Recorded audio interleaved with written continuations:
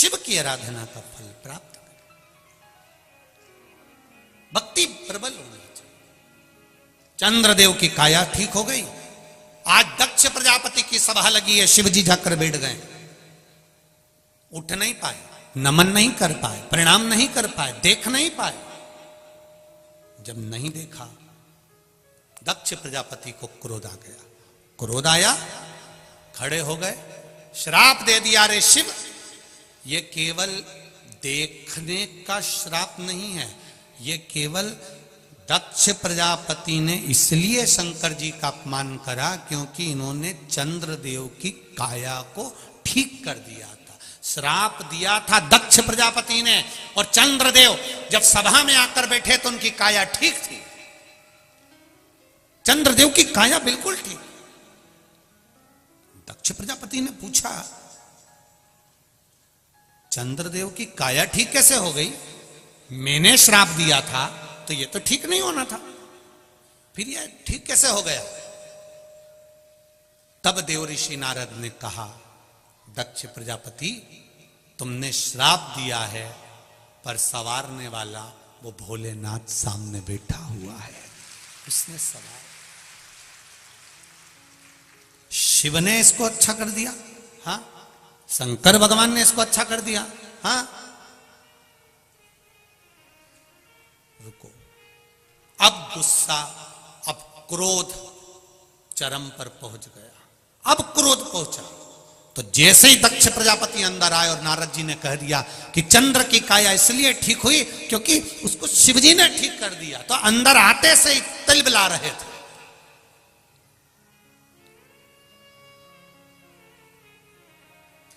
एक बहुत अच्छी बात ध्यान में रखिएगा जरा, कानपुर वालों, एक बात का स्मरण अपने पास में रखिएगा, कभी भी कच्चे कान के मत रहना। कोई अगर तुमको भर दे, कोई तुमको कुछ कह दे, कई लोग ऊंचे ऊंचे पद पर बैठे रहते हैं, बहुत ऊंचे ऊंचे सिंहासन उनके पास में रहते हैं, बहुत ऊंचे पद पर बैठने के बाद भी कोई उनको भर देता है, सर सर, इस व्यक्ति ने तुम्हारे लिए ऐसा किया था, सर की बुद्धि में वो बैठ गई, अब सर उससे बदला लेकर तुरंत ट्रांसफर कर दी है। उससे तुम मिले हो, उसको तुमने जाना है, उसको तुमने समझा है, उससे एक बार दिल से बात तो करो, समझ में आएगा। वो ऐसा नहीं है, समझ में आएगा। किसी के लिए अपशब्द कहने से पहले, किसी को ताना देने से पहले, किसी को गाली देने से पहले, किसी को आड़ा टेढ़ा बोलने से पहले, किसी पर उंगली उठाने से पहले, किसी पर आक्षेप लगाने से पहले एक बार उससे जाकर पर्सनल मिलिए, एक बार जाकर पर्सनल मिलो और अपने पूरे परिवार के साथ मिलो कि व्यक्ति ठीक है कि बुरा है, साथ जाइए उसके मिलने के। देंगे आप, बैठो अभी मौका देंगे, पर्सनल मिलिए उसको जाकर आप। और जब आप उसके पास में जाओगे, उससे मिलोगे, अपने दिल की बात कहोगे, अपने चित्त की बात कहोगे, अपने हृदय की बात कहोगे, तब समझ में आएगा कि सामने वाला व्यक्ति कैसा है। मेरा बहू सास की निंदा करती है अपने मायके में जाकर, तो मायके वालों से निवेदन है, सास को बुरा मत मानना, पहले मायके से ससुराल जाओ, बात करो। सास बहू की निंदा करती है तो मेरा निवेदन है, पहले बहू से एक बार मिलो।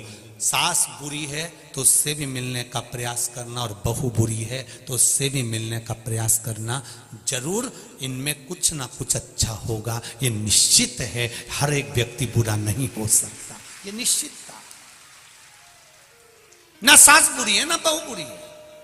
हम पहले भी कथा में कहे, कभी व्यक्ति बुरा नहीं होता, व्यक्ति का समय बुरा होता।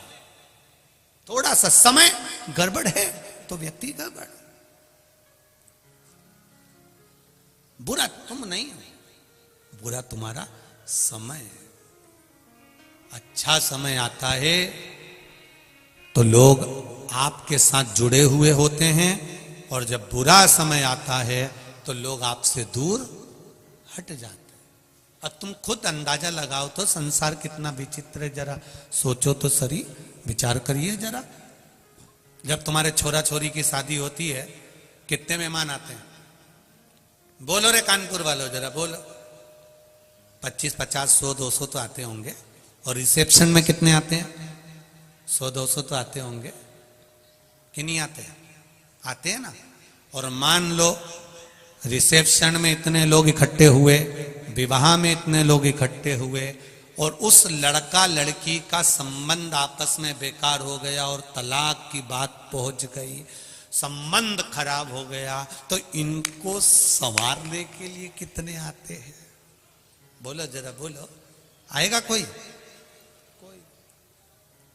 लड्डू खाने सब आए हैं, पकड़ वा, लड्डू खाने सब आए हैं, पेड़ा खाने सब आए, निभाने के लिए सब आए, पर जब बिगड़ती है कोई नहीं आता। जब मनुष्य का बेकार समय चालू होता है, समय चक्र जब उल्टा चलने लगता है, तब कोई नहीं आता, फिर एक आता है, वो मेरा देव अधिदेव महादेव आता है, फिर कोई।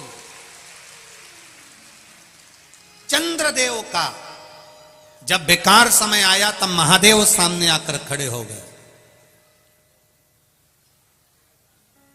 चंद्रदेव का जब बेकार समय आया तब मेरे देव अधिदेव महादेव सम्मुख में खड़े थे। दक्ष प्रजापति को मालूम पड़ा, गुस्सा आ गया, मैंने श्राप दिया और शिव ने संवार दिया। दुनिया चाहे कितना भी बुरा चाहे, अभी आपको शुरू में कथा में कहा था, शिक्षक शिक्षा देता है, गुरु दीक्षा देता है, और मेरा महादेव तुम्हारी झोलियों को भर देता है। मेरा महादेव कभी देने में पीछे नहीं हटता, उसकी कृपा बरसती ही रहती है, खूब देता है।